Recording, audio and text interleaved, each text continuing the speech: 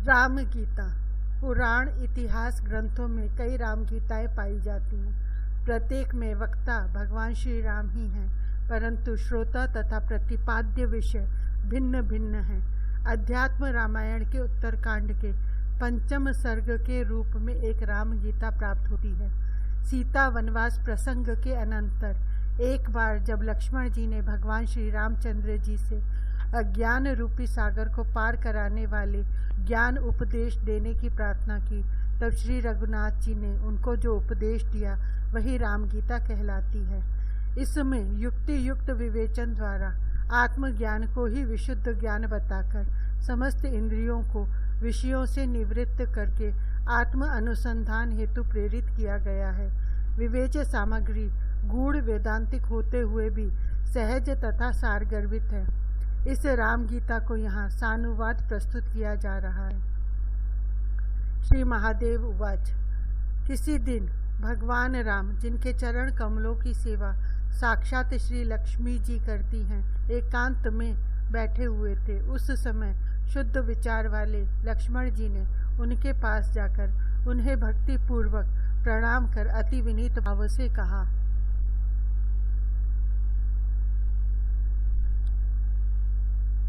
हे महामते, आप शुद्ध ज्ञान स्वरूप समस्त देहधारियों के आत्मा, सबके स्वामी और स्वरूप से निराकार हैं। जो आपके चरण कमलों के लिए भ्रमर रूप है, उन परम भागवतों के सहवास के रसिकों को ही आप ज्ञान दृष्टि से दिखलाई देते हैं। हे प्रभु, योगीजन जिनका निरंतर चिंतन करते हैं, संसार से छुड़ाने वाले उन आपके चरण कमलों की मैं शरण हूँ। आप मुझे ऐसा उपदेश दीजिए जिससे मैं सुगमता से ही अज्ञान रूपी अपार समुद्र के पार हो जाऊं। श्री लक्ष्मण जी के ये सब वचन सुनकर शरणागत वत्सल भूपाल शिरोमणि भगवान राम सुनने के लिए उत्सुक हुए लक्ष्मण को उनके अज्ञान अंधकार का नाश करने के लिए प्रसन्न चित्त से ज्ञान उपदेश करने लगे। भगवान श्री राम बोले, सबसे पहले अपने अपने वर्ण और आश्रम के लिए शास्त्रों में बतलाई हुई क्रियाओं का यथावत पालन कर चित्त शुद्ध हो जाने पर उन कर्मों को छोड़ दें और श्रम दम आदि साधनों से संपन्न हो आत्मज्ञान की प्राप्ति के लिए सद्गुरु की शरण में जाएं। कर्म देहांतर की प्राप्ति के लिए ही स्वीकार किए गए हैं, क्योंकि उनमें प्रेम रखने वाले पुरुषों से इष्ट अनिष्ट दोनों ही प्रकार की क्रियाएं होती हैं। उनसे धर्म और अधर्म दोनों ही की प्राप्ति होती है और उनके कारण शरीर प्राप्त होता है, जिससे फिर कर्म होते हैं। इसी प्रकार यह संसार चक्र के समान चलता रहता है। संसार का मूल कारण अज्ञान ही है और इन शास्त्रीय विधि वाक्यों में उस अज्ञान का नाश ही संसार से मुक्त होने का उपाय बतलाया गया है। अज्ञान का नाश करने में ज्ञान ही समर्थ है, सकाम कर्म नहीं, क्योंकि उस अज्ञान से उत्पन्न होने वाले कर्म उसका विरोधी नहीं हो सकता। सकाम कर्म द्वारा अज्ञान का नाश अथवा राग का क्षय नहीं हो सकता, बल्कि उससे दूसरे सदोष कर्म की उत्पत्ति होती है। उससे पुनः संसार की प्राप्ति होना अनिवार्य है। इसलिए बुद्धिमान को ज्ञान विचार में ही तत्पर होना चाहिए। कुछ वितर्कवादी ऐसे कहते हैं कि जिस प्रकार वेद के कथन अनुसार ज्ञान पुरुषार्थ का साधक है, वैसे ही कर्म वेद विहित है और प्राणियों के लिए कर्मों की अवश्य कर्तव्यता का विधान भी है। इसलिए वे कर्म ज्ञान के सहकारी हो जाते हैं। साथ ही श्रुति ने कर्म न करने में दोष भी बतलाया है। इसलिए मुमुक्षु को उन्हें सर्वदा करते रहना चाहिए। और यदि कोई कहे कि ज्ञान स्वतंत्र है एवं निश्चय ही अपना फल देने वाला है, उसे मन से भी किसी और की सहायता की आवश्यकता नहीं है, तो उसका यह कहना ठीक नहीं, क्योंकि जिस प्रकार वेदोक्त यज्ञ सत्य कर्म होने पर भी अन्य कारक आदि की अपेक्षा करता ही है, उसी प्रकार विधि से प्रकाशित कर्मों के द्वारा ही ज्ञान मुक्ति का साधक हो सकता है। अतः कर्मों का त्याग उचित नहीं है।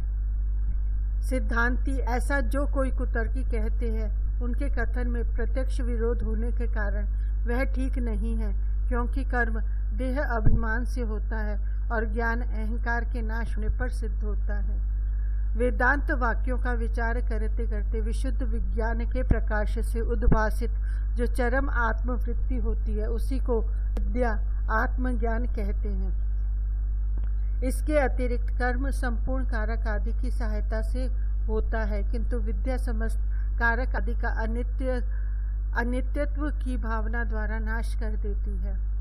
इसलिए समस्त इंद्रियों के विषयों से निवृत्त होकर निरंतर आत्म अनुसंधान में लगा हुआ बुद्धिमान पुरुष संपूर्ण कर्मों का सर्वथा त्याग कर दे, क्योंकि विद्या का विरोधी होने के कारण कर्म का उसके साथ समुच्चय नहीं हो सकता।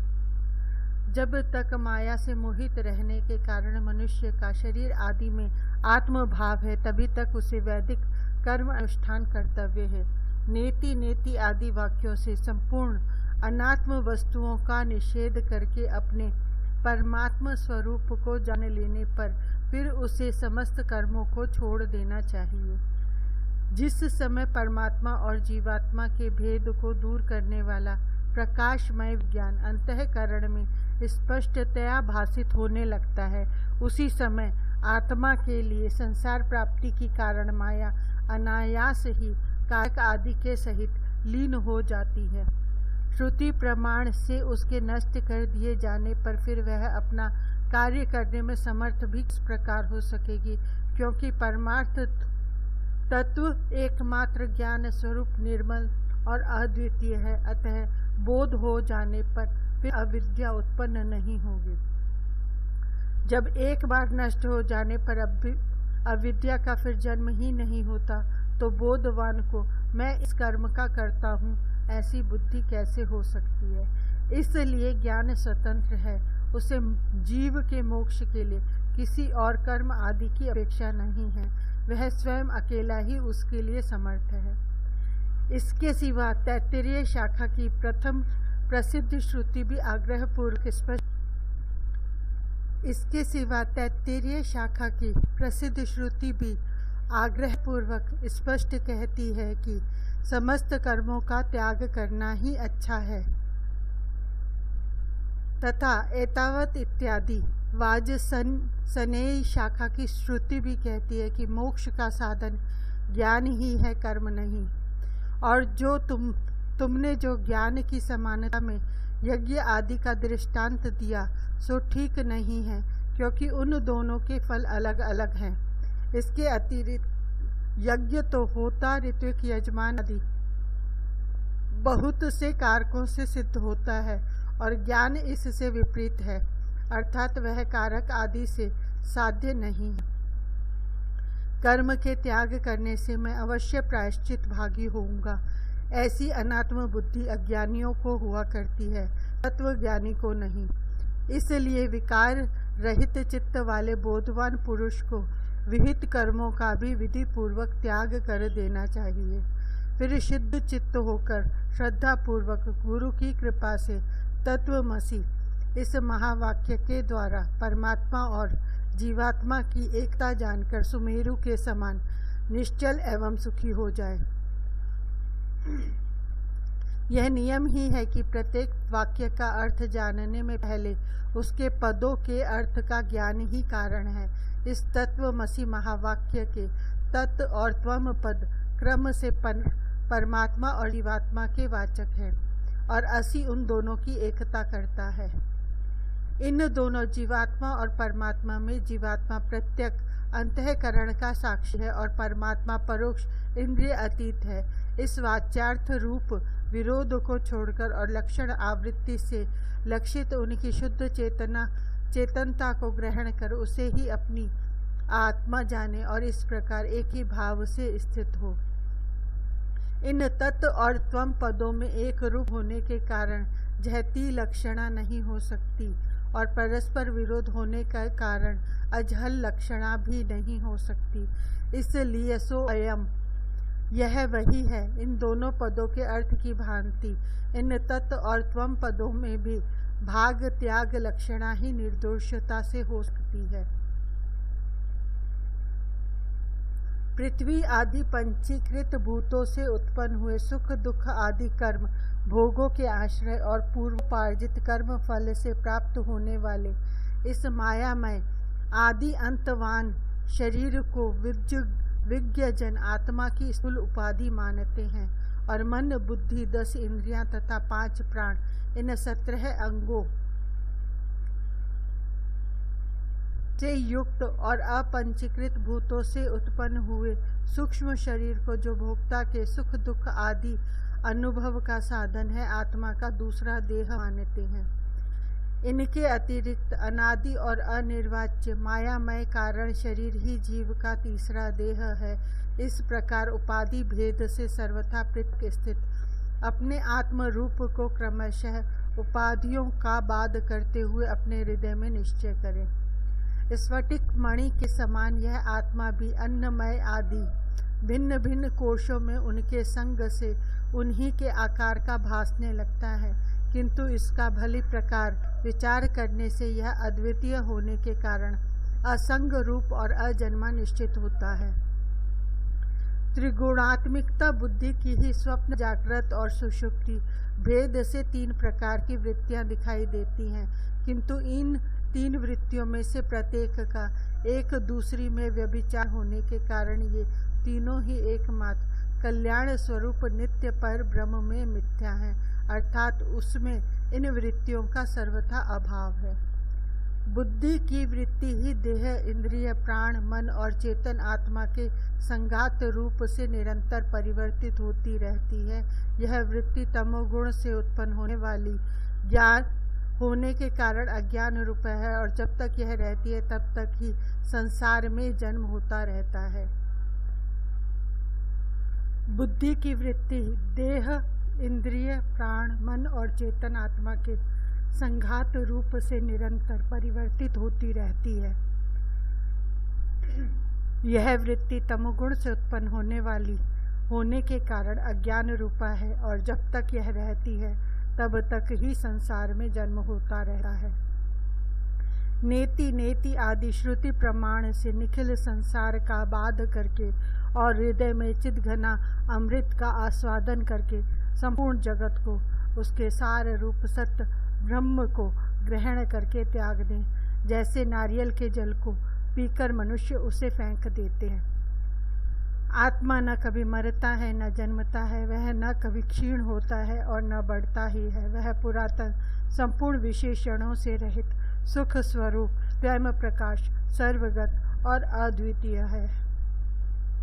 जो इस प्रकार ज्ञानमय और सुख स्वरूप है उसमें यह दुखमय संसार की प्रतीति कैसे हो सकती है?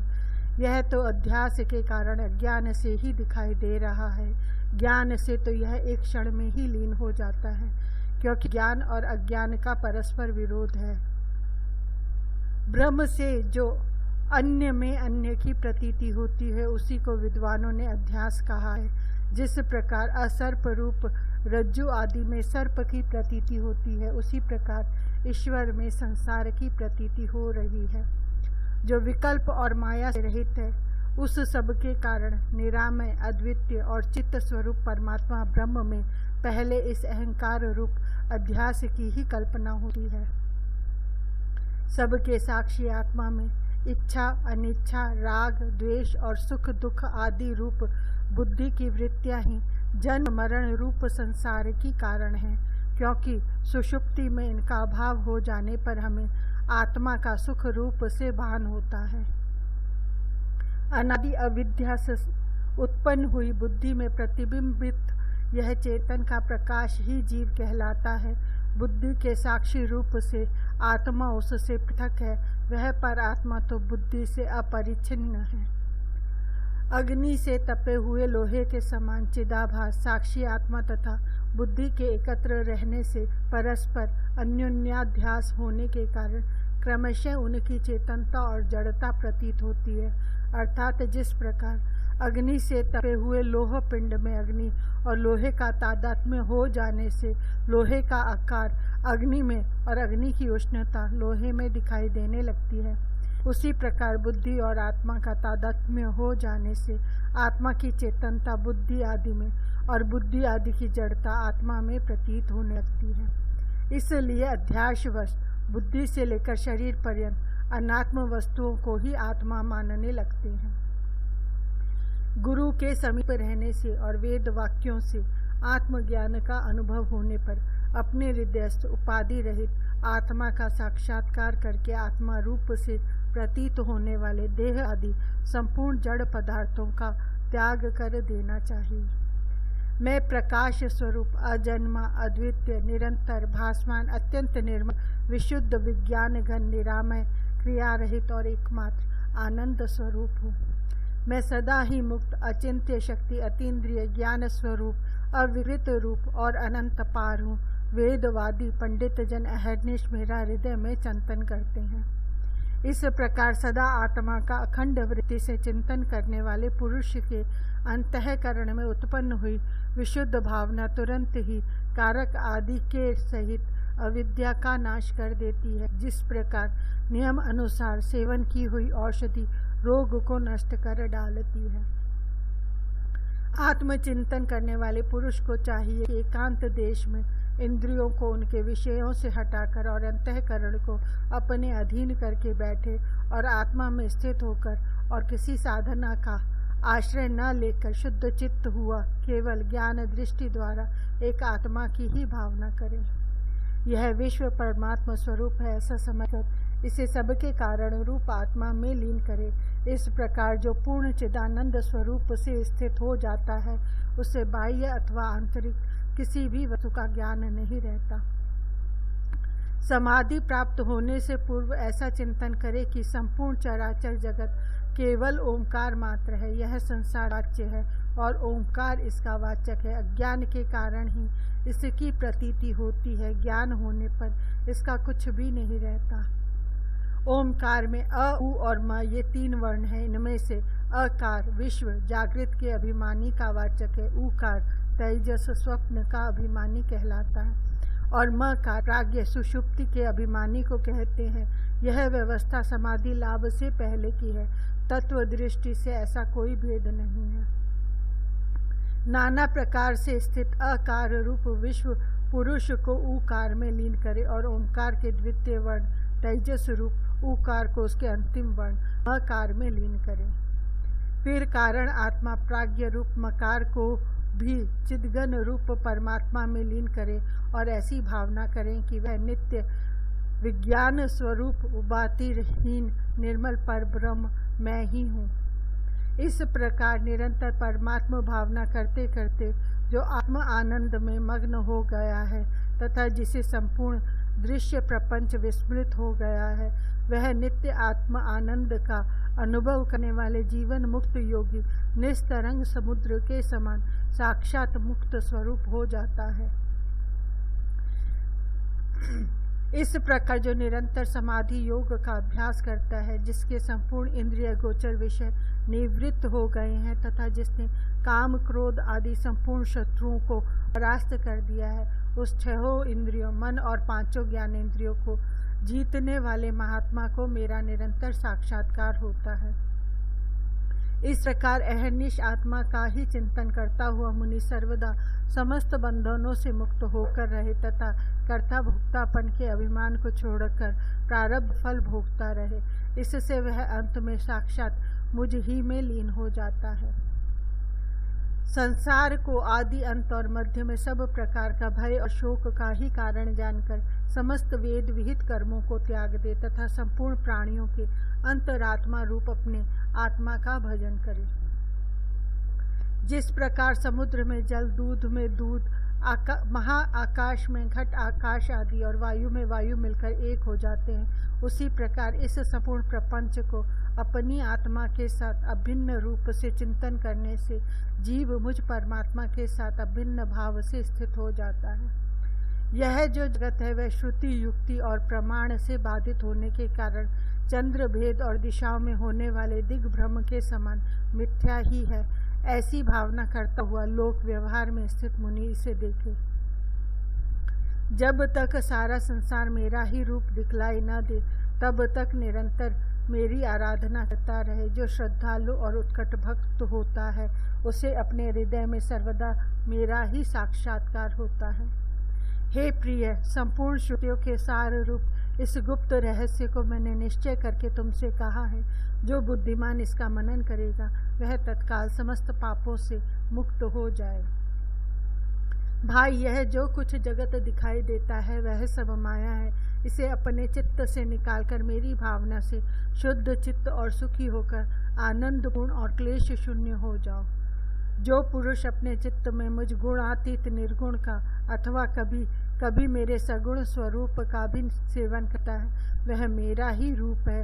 वह अपनी चरण रज के स्पर्श से सूर्य के समान संपूर्ण त्रिलोकी को पवित्र कर देता है। यह अद्वितीय ज्ञान समस्त श्रुतियों का एकमात्र सार है।